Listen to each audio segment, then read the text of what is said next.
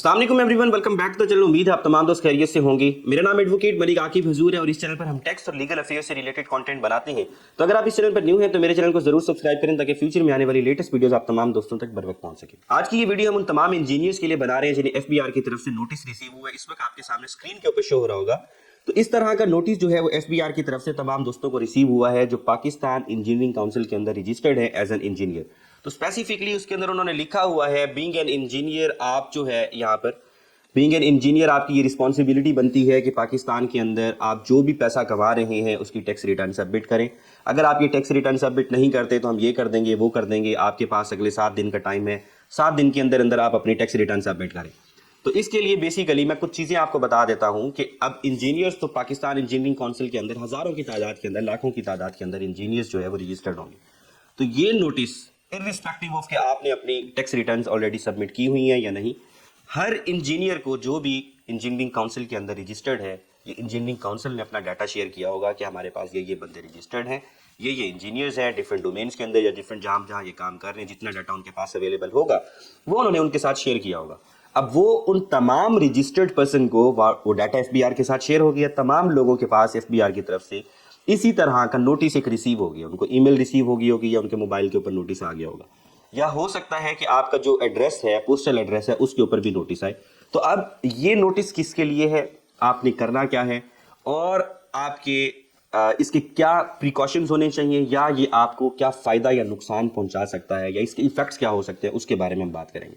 तो सबसे पहले तो हमने देखना है कि अगर आपने ऑलरेडी फाइल कर ली है अपनी टैक्स रिटर्न तो फिर इसका इफेक्ट क्या होगा।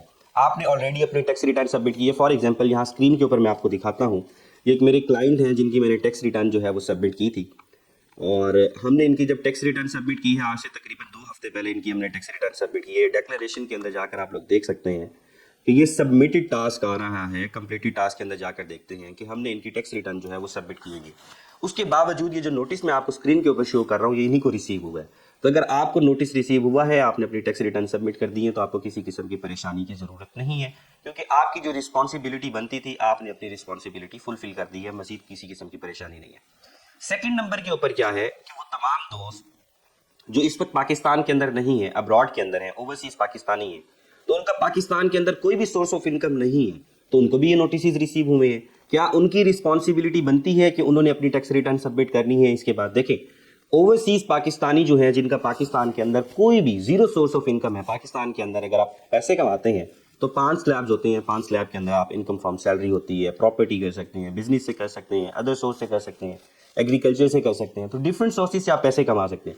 इसमें से किसी भी सोर्स से आप पाकिस्तान के अंदर पैसे नहीं कमा रहे, फिर भी आपको ये नोटिस रिसीव हुआ है, तो आपके ऊपर कोई लाइबिलिटी नहीं बनती। आप चाहें तो आप अपनी इनकम टैक्स रिटर्न सबमिट ना करें, ठीक है। ओवरसीज पाकिस्तानी जो है वो रिक्वायर्ड नहीं है कि वो अपनी वेल्थ स्टेटमेंट डिक्लेयर करें, उनके लिए कोई भी जरूरी नहीं, कंपल्शन नहीं। मगर ये सजेस्टेड यही है क्योंकि कल को आपने पाकिस्तान के अंदर, आपकी फैमिली यहाँ पर है, आपने कल को पाकिस्तान के अंदर वापस आना है, अपनी रिटर्न्स भी सबमिट आपको करनी चाहिए। मेरी तरफ से यही सजेशन है, क्योंकि आप पाकिस्तान से बाहर रह रहे हैं, वहां पर आप पैसे कमाते हैं, पाकिस्तान के अंदर एज ए रेमिटेंस भेजते हैं। तो जो लोग रेमिटेंस भेजते हैं उस हवाले से मैंने स्पेसिफिकली शॉर्ट वीडियोस अपलोड की हुई हैं, आप वो खास तौर के ऊपर देखें। मैंने उसके अंदर बताया हुआ है कि आप जब पैसे पाकिस्तान के अंदर भेजें तो आप अपने ही अकाउंट के अंदर रेमिटेंस भेजें, उसके बाद आपने अपनी फैमिली में जिसको भी देना है एज अ गिफ्ट आप उनको दे सकते हैं, अकाउंट टू अकाउंट ट्रांसफर करते हैं, ठीक है। तो ऐसा नहीं कीजिएगा कि आप अपनी फैमिली के किसी मेंबर के अकाउंट में या किसी कजन के अकाउंट के अंदर रेमिटेंस भेजें फिर उसको आगे किसी काम लगाएं। तो होता क्या है, ओवरसीज पाकिस्तानी जो बाहर रह रहे होते हैं, पाकिस्तान पैसे भेजते हैं, यहाँ से इधर कोई प्रॉपर्टी परचेज करते हैं या कुछ भी करते हैं, तो फाइनेंशियल ट्रांजैक्शन ज्यादातर उनकी पाकिस्तान के अंदर ही हो रही होती है। तो मेरी उनको सजेशन ये है कि एक तो हमने बात की है ऑलरेडी फाइल जिनकी हुई है, एक वो है जो ओवरसीज पाकिस्तानी है, उनके लिए सजेशन ये है कि एक तो वो वेल्थ स्टेटमेंट उनकी रिक्वायर्ड नहीं है एज पर लॉ कि वो सबमिट करें, अपनी इनकम टैक्स रिटर्न सबमिट करने की ओवरसीज पाकिस्तानियों को ज़रूरत नहीं है। मगर हम ये कहते हैं कि आप अपना डाटा, जो कंसल्टेंट्स है पाकिस्तान के अंदर, वो ये सजेस्ट करते हैं कि आप अपने पास डाटा इसकी एक्सेल शीट के अंदर सारा कुछ कंपाइल करते रहें। जब आप पाकिस्तान के अंदर वापस आते हैं, आप अपने एसेट्स को डिक्लेयर करते हैं, उसके बाद आपको अगर ज़रूरत पड़ती है तो यहाँ पर आप उसको कर दें। मगर मेरी तरफ से ये सजेशन है, मेरी आपको ये सजेशन है कि अगर आप पाकिस्तान के अंदर रेमिटेंस भेजते हैं, बाहर आप पैसे कमा रहे हैं, वहाँ पर ऑलरेडी आप अपने टैक्सेस को पे कर रहे हैं, तो पाकिस्तान के अंदर जब आप अपने पैसे भेजें, अपने अकाउंट के अंदर भेजें और अपनी वेल्थ स्टेटमेंट भी बना लें, आपको किसी किस्म का कोई इशू नहीं है। जब आपकी वाइट मनी है, आप अपने पैसों के ऊपर ऑलरेडी टैक्सेस पे कर रहे हैं, पाकिस्तान के अंदर एज ए रेमिटेंस भेज रहे हैं। उसके बाद आप अपनी कोई प्रॉपर्टी परचेज करते हैं किसी यहाँ पर CDR अकाउंट्स के अंदर, यहाँ पर स्टॉक के अंदर इन्वेस्ट करते हैं, या यहाँ पर जानवर परचेज करते हैं, किसी भी जगह पर आप इन्वेस्टमेंट करते हैं, आपको किसी किस्म की वहाँ पर प्रॉब्लम नहीं आएगी। इसलिए मेरी आपको सजेशन ये है कि आप ये कर दें।